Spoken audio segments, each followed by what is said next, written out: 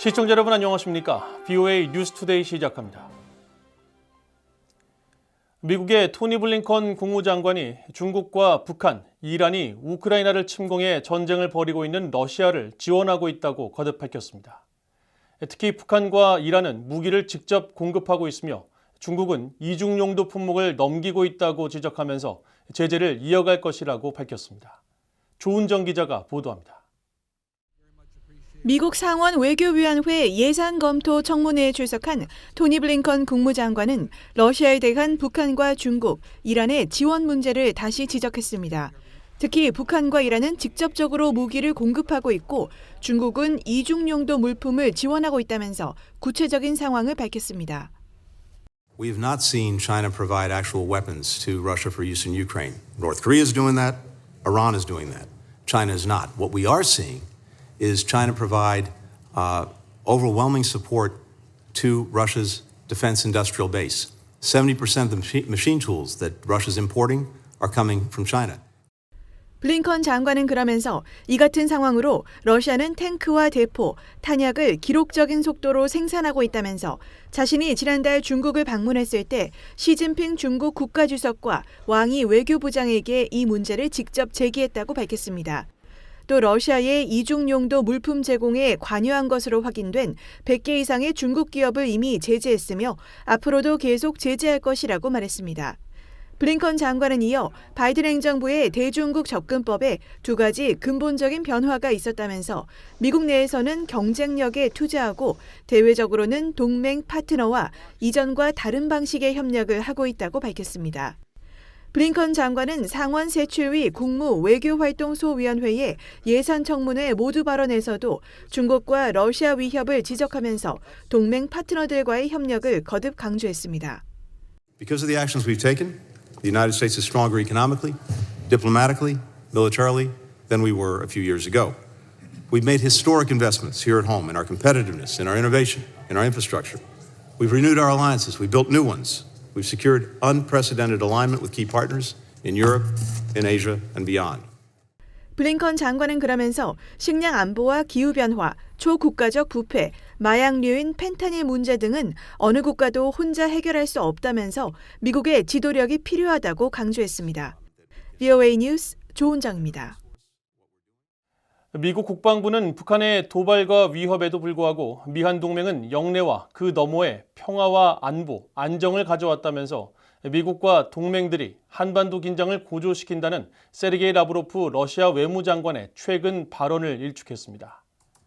라이더 대변인은 21일 브리핑에서 관련 질문을 받고 미한일 3국과 영내 다른 동맹 및 파트너들은 수십 년간 영내 전 지역의 안정과 안보를 위해 노력해왔다며 이같이 밝히고 우리는 이 목표를 위해 동맹과 계속 협력할 것이며 특히 한국, 일본 정부와 함께 북한의 위협에 대처하기 위해 계속 협력할 것이라고 강조했습니다.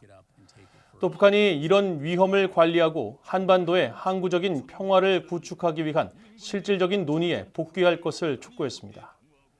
라이더 대변인은 이어 북한과 러시아의 협력과 관련해 북러 간 관계 발전은 확실히 우려스럽다면서 우리가 집중해야 할 것은 인도태평양 지역뿐 아니라 유럽 전역의 지역 안보와 안정이라고 말했습니다. 캐나다 정부가 미국과 영국, 호주에 이어 북한과 러시아의 불법 무기 이전에 관한 러시아인 2명과 러시아 기업 6곳에 대한 추가 제재를 발표했습니다. 캐나다 외교부는 21일 이 같은 내용의 제재를 발표하고 제재 대상에 오른 러시아인 2명은 러시아 군부와 밀접하게 연관돼 있으며 북한에서 러시아로의 무기 이전에 관여한 러시아 기업의 고위 대표라고 밝혔습니다. 또 제재 대상에 오른 6개 기업도 북한에서 러시아로의 무기 이전을 촉진하고 완료하는 데 사용된 비행기와 화물선을 소유하거나 관리 또는 운영한 러시아의 해운회사라고 밝히고 이번 조치는 우크라이나에 대한 잔인한 침략 전쟁에서 군사적 목표를 진전시키는 데 사용되는 북한 무기를 획득하려는 러시아의 능력을 약화시키기 위한 것이라고 설명했습니다. 미국 하원 외교위원회가 북대서양 조약기구 나토의 창설 75주년을 기념하는 결의안을 채택했습니다. 북한과 러시아, 중국, 이란 간 협력 심화를 비판하면서 이들이 민주주의를 훼손하고 있다는 지적을 담았습니다. 김영교 기자가 보도합니다. 오는 7월 미국 워싱턴에서 열리는 북대서양 조약기구 나토 정상회의를 앞두고 미국 하원 외교위원회가 나토에 대한 미국의 공약을 재확인하는 결의안을 가결했습니다. 민주당의 윌리엄 키팅 의원이 대표 발의하고 마이클 맥콜 외교위원장과 그레고리 믹스 민주당 간사 등 의원 49명이 초당적으로 참여한 이번 결의안은 지난 16일 하원 외교위 전체 회의를 통과한 뒤 본회의로 넘겨졌습니다.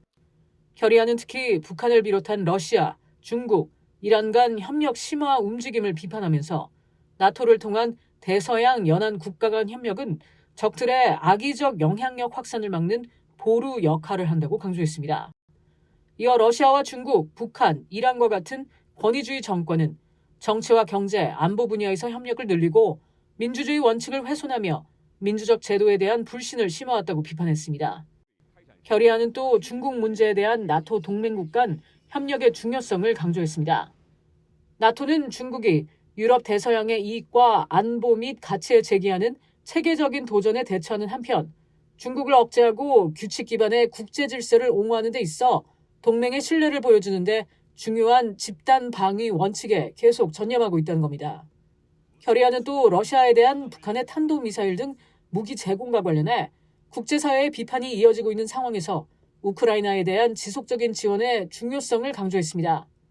나토는 러시아의 전면적인 침공에 따른 우크라이나에 대한 확고한 지원을 해왔으며 회원국들은 우크라이나의 전쟁 노력을 지지하기 위해 탄약과 무기 및 상당한 비안보 분야 지원을 제공했다는 겁니다. 그러면서 이건 창설 75주년을 맞은 나토에 대한 미국의 전폭적이고 변함없는 헌신과 대서양 연안 국가 간 협력을 통한 집단 안보 달성이라는 목표를 재확인한다고 강조했습니다. 결의안을 대표 발의한 키팅 의원은 이날 결의안 통과 뒤 소셜미디어 X에 올린 글을 통해 오는 7월 워싱턴에서 열리는 나토 창설 75주년 정상회의는 우크라이나에서 계속되는 러시아의 침략에 맞서 강력한 결속력을 보여주는 자리가 될 것이라며 환영의 뜻을 밝혔습니다. 나토는 1949년 4월 4일 당시 소련의 팽창에 대응하고 유럽에서 추가 세계대전 발발을 방지하는 한편 대서양 연안 국가들의 안보 공약을 구축하기 위해 창설됐습니다. 이번 결의안은 워싱턴 정가에서 러시아와 중국, 이란, 북한의 연대 강화를 우려하는 목소리가 초당적으로 높아지는 가운데 나왔습니다. 바이든 행정부 고위 관리들도 중국, 러시아, 북한, 이란 간 협력 확대에 대한 우려를 나타냈습니다. I will say that what we've also seen over the course of the last few years is a Russia that is bolstered by partnership with both China and North Korea in ways that are antithetical not only to our security interests in Europe but also the Indo-Pacific. 북한과 중국, 러시아, 이란 간 협력은 우크라이나 전쟁을 계기로 심화하고 있습니다. 특히 북한과 러시아는 국제사회가 구체적 증거를 제시했음에도 불구하고 양국 간 무기 거래 사실을 부인하고 있습니다. VOA 뉴스 김연경입니다. 한국의 문재인 전 대통령이 최근 발간한 자신의 회고록에서 북한의 김정은 국무위원장이 비핵화 의지가 있었다고 주장했습니다. 미국 내 전문가들은 북한은 비핵화 협상에서 환심을 사기 위해 기만적인 발언을 서슴지 않은 오랜 역사가 있다면서 문 전 대통령의 주장은 믿기 어렵다고 지적했습니다. 안준호 기자가 보도합니다. 문재인 전 대통령이 최근 발간한 변방에서 중심으로라는 제목의 회고록에서 2018년 4월 남북 정상회담 당시 북한의 김정은 국무위원장은 핵을 사용할 생각이 전혀 없다고 말했다고 주장했습니다. 그러면서 김 위원장이 자신의 비핵화 의지를 국제사회가 불신하는 데 대해 답답한 심정을 토로했다고도 주장했습니다. 브루스 베넷 랜드 연구소 선임연구원은 이날 BOA와의 전화통화에서 김정은이 당시 비핵화 의지가 있었단 말은 믿기 어렵다고 말했습니다. 그것은 문 전 대통령의 바람일 수 있을 것이라면서 당시 북한은 핵무기를 대량 생산하고 있었다고 지적했습니다. Kim may have claimed something to Moon Jae-in, or Moon Jae-in may have hoped that was what Kim was prepared to do. But there's lots of evidence that that was not the direction Kim Jong-un was going. I mean, even in 2018, he was making major production of nuclear weapons probably 12 or so a year. 에반스 리비어 전 국무부 동아시아 태평양 담당 수석 부차관보도 문 전 대통령의 주장은 북한 정책과 모순된다고 지적했습니다. 특히 김정은의 발언은 지금까지 김정은 자신과 그의 여동생, 북한 관리들의 수년간의 발언, 또 북한의 공식 선언인 핵 보유국, 이어 다른 나라에 대한 선제 공격을 포함해 핵무기를 사용하겠다는 의지를 분명히 밝힌 북한 정책과 모순된다는 것입니다. 그러면서 북한 지도자들은 외국 대화 상대에게 환심을 사기 위해 기만적인 발언을 서슴지 않았던 오랜 역사가 있다고 지적했습니다. 태평양 사령관을 역임한 해리 해리스 전 주한미국 대사도 김정은이 자발적으로 핵을 포기할 것이라는 생각은 너무도 순진한 생각이라고 지적했습니다. 또 2차 하노이 미북 정상회담이 미국 측의 핵 리스트 요구로 어려워졌다는 주장과 관련해서는 말이 되지 않는다면서 당시 회담에서는 김정은에게는 권력을 유지하면서 동시에 북한 주민들에게 더 밝은 미래를 열어줄 수 있는 기회였지만 김정은은 자국민의 번영과 안녕보다 핵을 활용한 자신의 권력 추구를 선택했다고 지적했습니다. 조셉 디트라니 전 북핵 육자회담 미국 차석 대표는 북한은 정권교체 위협에 대한 억제책으로 핵을 보유하고자 했으며 앞으로도 포기하지 않을 것이라고 진단했습니다. 그러면서 북한은 지금 핵 선제 공격 정책을 갖고 있다고 지적했습니다. My view would be they still want to retain some sort of a nuclear weapons capability, but as they always mentioned, and as Moon Jae-in has in his memoirs, as a deterrent, not to be used. Now, we have to be mindful, Mr. Ahn, that North Korea now has changed its policy. They have a preemptive first-use policy now, so it's different than when we were negotiating with them. 앤드류 여 브루킹스 연구소 한국 석좌는 북한이 핵을 정권 유지를 위한 억제용으로만 사용하고 핵무기를 사용하지 않을 것이란 일각의 주장에 대해서는 동의하지 않는다면서 북한이 지금은 핵을 억제용으로 사용하고 있지만 현재 또는 미래의 북한 지도자가 만약 그들이 도발이나 위협을 당해도 사용하지 않을 것이라고 보장할 수는 없다고 단언했습니다. BOA 뉴스 안준호입니다.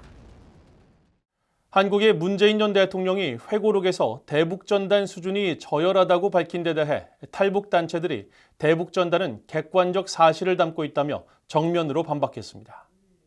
한국 내 민간 대북전단의 원조로 불리는 이민복 대북풍선단 대표는 21일 VOA에 대북전단은 8.15 해방의 주체가 수령이 아닌 미국이며 한국전쟁은 북한 인민군의 남침으로 발발한 역사와 한국의 경제 발전 등 객관적인 사실을 담고 있다면서 무엇이 그렇게 저열하고 부끄럽냐고 반문했습니다. 문재인 정부 때 대북전단 살포 혐의로 검찰에 기소됐다가 지난해 공소 취소 결정을 받은 자유북한 운동연합의 박상학 대표는 이날 VOA에 이 단체가 북한에 보내는 전단에는 음란물 등 저급한 내용은 없다며 문 대통령의 비난은 북한의 형제 자매들에게 진실의 소식을 보내는 탈북민들에게 모욕적이라고 말했습니다.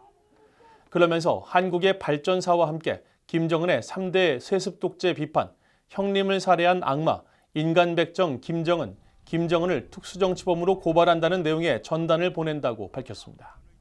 한국 언론들에 따르면 문 전 대통령은 지난 17일 발간한 회고록에서 코로나 시기에는 북한이 전단과 풍선 속의 물품이 코로나 병균을 전파하는 수단이 될 수도 있다는 두려움이 가세돼 더 격앙된 반응을 보였다면서 수준이 저열한 대북 전단은 우리 자신을 부끄럽게 한다고 언급했습니다.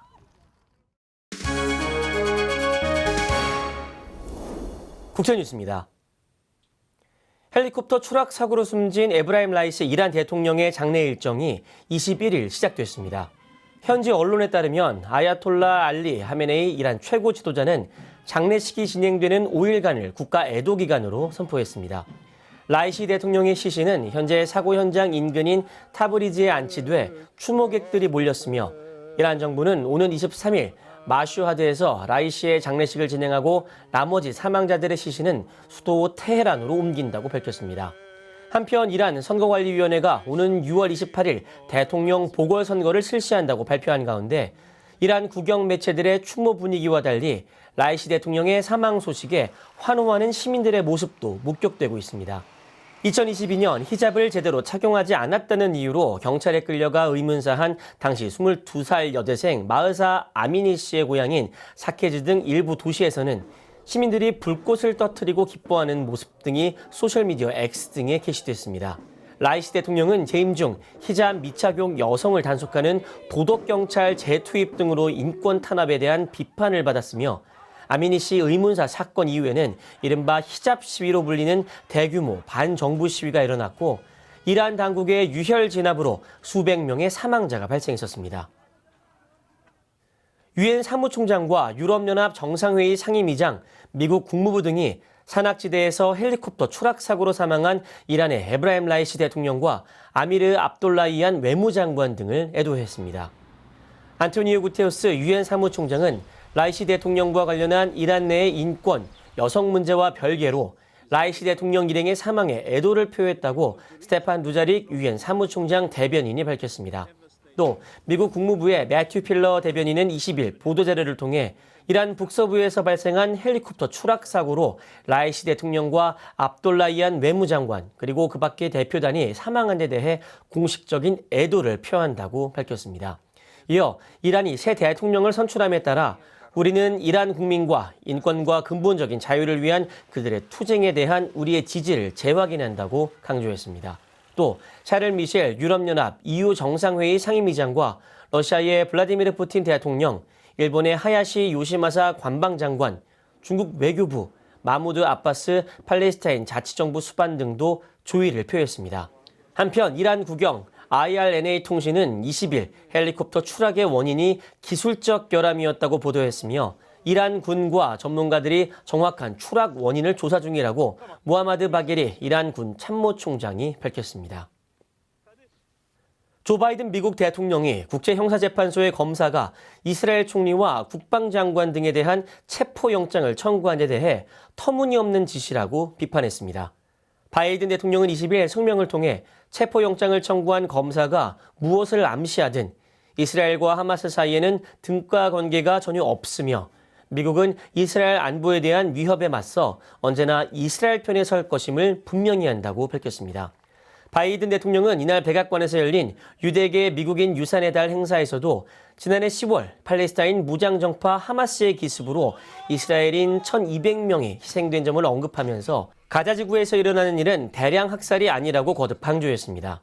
앞서 국제형사재판소의 카림 칸 ICC 검사장은 가자지구 내 전쟁 범죄와 반인도 범죄 혐의로 이스라엘의 베냐민 네타냐후 총리와 요아브 갈란트 국방장관에 대해 체포영장을 청구했습니다. 또 이스마엘 하니의 하마스 정치국 의장과 하이야 신와르 가자지구 책임자, 하마스 군사조직 이제딘 알카삼 여단의 모하메드 데이프 사령관에 대해서도 이스라엘 내에서의 같은 혐의로 영장을 청구했습니다. 한편 이스라엘의 아이작 헤르조그 대통령은 ICC의 조치가 말도 안 되는 일이라고 비난하면서 전 세계 테러범들이 이 일로 더욱 대담해질 것이라고 밝혔습니다. 러시아의 극초음속 미사일 개발에 참여해온 과학자가 반역 혐의로 14년형을 선고받았습니다. 러시아 상테페테르부르크 법원은 21일 아나톨리 마슬로프 씨의 기밀 유출 등의 혐의에 대해 유죄 판결을 내리고 이같이 선고했다고 현지 언론과 로이터 통신 등이 보도했습니다. 보도에 따르면 올해 77살인 마슬로프 씨는 지난 2022년 6월 시베리아에 있는 연구소에서 극초음속 미사일 관련 기술을 연구해온 과학자 알렉산드르 시프리우크, 발레리 즈베긴체프 씨와 함께 체포됐습니다. 마슬로프 씨는 최종 변론에서 조국을 배신하겠다는 꿈을 꾼 적이 결코 없다며 무죄를 주장했다고 러시아 언론이 변호인을 인용해 전했습니다. 러시아 법원은 나머지 2명에 대한 재판도 진행할 예정인 것으로 알려졌습니다. 앞서 이들 세 과학자의 동료들은 지난해 공개 서한을 통해 이들의 무죄를 주장하면서 이들의 국제회의를 통해 출간하거나 발표한 논문들은 금지된 정보를 포함하지 않았다는 사전 심사를 통과한 것들이었다고 설명한 바 있습니다. 극초음속 미사일은 음속의 최대 10배로 비행하면서 적 방공망을 극복하고 목표물을 타격하는 첨단 미사일로 블라디미르 푸틴 대통령은 러시아가 이 분야를 선도하고 있다고 강조해왔습니다. 지금까지 국제뉴스였습니다. 이상으로 BOA 뉴스투데이를 모두 마칩니다. 시청해주신 여러분 고맙습니다.